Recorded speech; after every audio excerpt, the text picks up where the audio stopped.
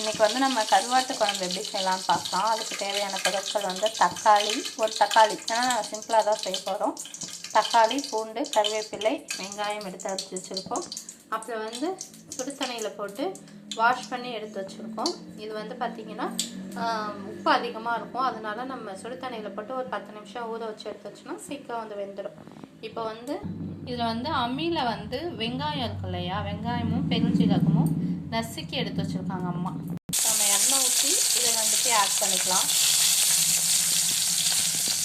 Add பண்ணதுக்கு அப்புறமா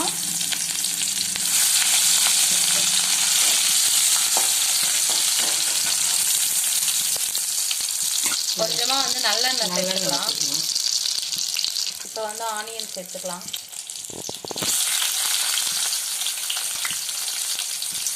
அப்புறம் இடித்து வச்சுருக்க பூண்டு, தக்காளி வச்சு ஆட் பண்ணிக்கலாம்.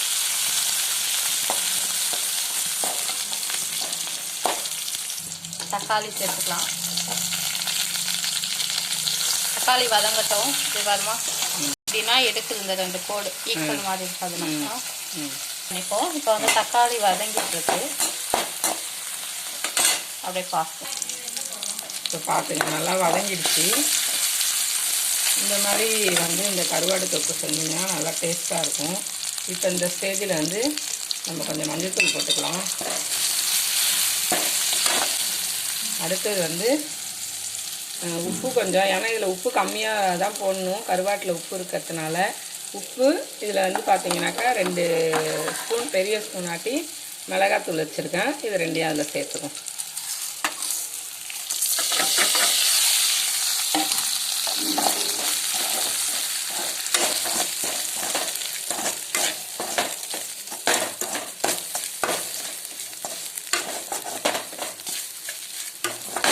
இந்த ஸ்டேஜில் பார்த்திங்கனாக்கா நம்ம ஒரு டம்ளர் அளவுக்கு தண்ணி சேர்த்துக்கலாம்.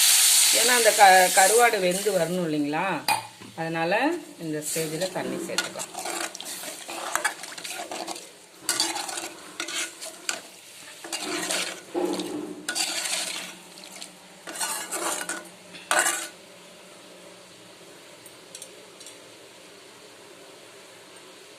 இப்போ வந்து இது ஒரு கொதி வரட்டும்.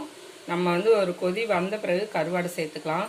ஏன்னா வந்து இது நம்ம ஆல்ரெடி வெந்நீரில் வச்சு சுத்தம் பண்ணி வச்சுருக்கிறதுனால ஏற்கனவே நல்லா, அதாவது கிறிஸ்பியாக இருந்ததுலாம் நல்லா கொஞ்சம் பொசன்னு நல்லா வந்து இதாக இருக்குது, சாஃப்டாக இருக்குது. இதை வந்து நம்ம அப்படியே வந்து ஒரு கொதி வந்ததும் அதில் சேர்த்துட்டோன்னு வச்சுங்களேன், அந்த ஊற்றி இருக்க தண்ணிக்கும் இதுக்கும் டேஸ்ட்டாக இருக்கும். இப்போ நான் வந்து நுணுக்கி வச்சேன் பாருங்கள், அதில் சின்ன வெங்காயத்தில் வந்து பெருஞ்சீரகம் நுணுக்கினீங்கன்னா ரொம்ப நல்லாயிருக்கும். எங்கள் சொந்தக்காரவங்க வந்து ஒரு 20 வருஷத்துக்கு முன்னாடி எனக்கு ஒரு கருவாடு தொக்கு செஞ்சு வச்சுருந்தாங்க, கொடுத்தாங்க. அதுக்கு எனக்கு ரொம்பவே பிடிச்சிருந்தது. அதே மெத்தடில் நானும் செய்யணும்னு ரொம்ப நாள் ட்ரை பண்ணி இப்போ தான் எனக்கு அந்த கொஞ்சம் நாளைக்கு முன்னாடி தான் அந்த டேஸ்ட்டு வந்தது. எனக்கு இன்னுமே அந்த டேஸ்ட் வந்து 20 வருஷத்துக்கு முன்னாடி சாப்பிட்டது நாக்கில் ஒட்டிகிட்டு இருந்துச்சு. இதை எப்படியாவது இந்த பதத்துக்கு நம்ம கொண்டு வரணுன்ட்டு அவங்க செய்யும்போது நான் பார்க்கல. எப்படி செஞ்சீங்க நீ, நல்லா இருக்குன்னு சொன்ன பிறகு தான் நான் இந்த மெத்தடில் செஞ்சேன் அப்படின்னு சொன்னாங்க. அதே மாதிரி நம்மளும் செஞ்சு இன்றைக்கி அந்த மாதிரி சாப்பிட்லாம். இப்போ பார்த்தீங்கன்னாக்க இன்றைக்கி வந்து சிம்பிளான ஒரு ரெசிபி தான் செஞ்சுருக்கோம். அது என்னன்னு பாருங்கள்.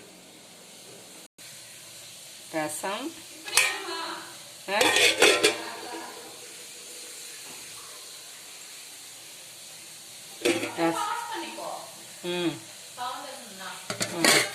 ரசம், பார்த்தீங்கன்னா ஒயிட் ரைஸ் செஞ்சாச்சு. இப்போ வந்து முக்கோணமாக இருந்தால் எடுத்தா, இப்போ வந்து கருவாடு தொக்குக்கு வந்து இப்போ வந்து பார்த்திங்கன்னா நம்மளுடைய போட்டது எல்லாமே ஒரு கொதி வந்துருச்சு.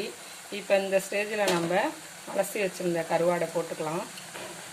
போட்டு எல்லாத்தையும் ஒரு கொதி வந்த பிறகு நம்ம கொஞ்சம் ரொம்பவும் போட்டு கிண்டக்கூடாது, ஏற்கனவே சாஃப்டாக இருக்குது. இப்போ வந்து இதில் சேர்த்துலாம் வாங்க.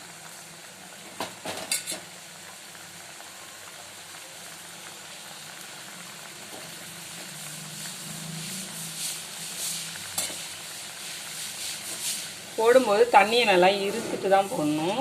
அது மாதிரி நான் போட்டிருக்கேன், நீங்கள் அது மாதிரி போடுங்க. இப்போ பார்த்துட்டு இப்போ இதுக்கு வந்து ஒரு மூடி போட்டுடலாம். வாங்க ஒரு 15 நிமிஷமாவது இது வேகட்டும். இப்போ வந்து இந்த வீடியோ கூடயே இன்னும் வந்து நம்ம இது சன்னாக்குண்ணின்னு சொல்லுவோம்ல, கருவாட்டிலே சின்ன ரகம், இதை வந்து நம்ம இட்லி பொடி வந்து செய்ய போகிறோம் இன்னைக்கு. இதை வந்து வாங்கிட்டு வந்து ஒரு சாக்கு, நல்ல நம்ம அரிசி வாங்குகிறோம்ல அந்த சாக்கு பையில் போட்டு அதில் ஏதாவது மண்ணுக்குன்னு இருக்காட்டு இப்படி லைட்டாக கையால் தீத்திட்டு கொஞ்ச நேரம் வெயில் நல்லா காய வச்சு மொரன்னு எடுத்து ஒரு டப்பாவில் போட்டு வச்சுட்டு, நாங்கள் வாங்கிட்டு வந்தப்போ நல்ல மழை, அதனால அதை அப்படியே ஒரு டப்பாவில் போட்டு வச்சிட்டோம். இதை வாங்கினோடனே சீக்கிரமாக செய்யணும், இல்லைன்னா எறும்பு வந்து இந்த வாசனைக்கு வந்து சாப்பிட்ரும். அதனால் இப்போ வந்து இந்த சன்னாக்கொன்னி கருவாடை வந்து நம்ம பொடி செய்ய போகிறோம். இதை வானலில் மிதமான சூட்டில் வந்து நான் வறுத்துக்கிட்டேன், நீங்களும் அது மாதிரி வறுத்துக்குவாங்க. இப்போ வந்து காஞ்ச மிளகாய், இது இந்தாண்ட பார்த்தீங்கன்னாக்கா உளுத்தம்பருப்பு, மிளகு, ஜீரகம் எல்லாமே வறுத்து வச்சுருக்கேன். இப்போ வந்து இதை எல்லாத்தையும் நம்ம வந்து ஒரு பொடியாக செய்யலாம். தனித்தனியாக தான் வறுக்கும்போது வறுத்து கொட்டினேன். இப்போ வந்து அரைக்கும் போது எல்லாத்தையும் ஒன்றா அரைச்சிடணும்.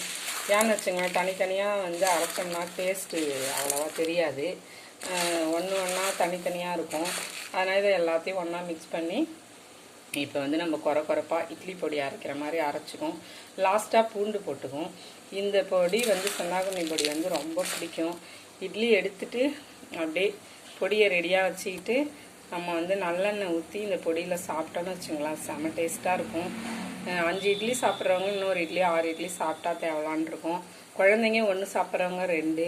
ஆனால் வந்து இந்த பொடியை கண்டா எங்கள் குழந்தைங்கள்லாம் ஓடிடுவாங்க. அதனால் அவங்களுக்கு எப்படியாவது இதை பழக்கணும்னு சொல்லி பாப்பா சொல்லியிருக்காங்க.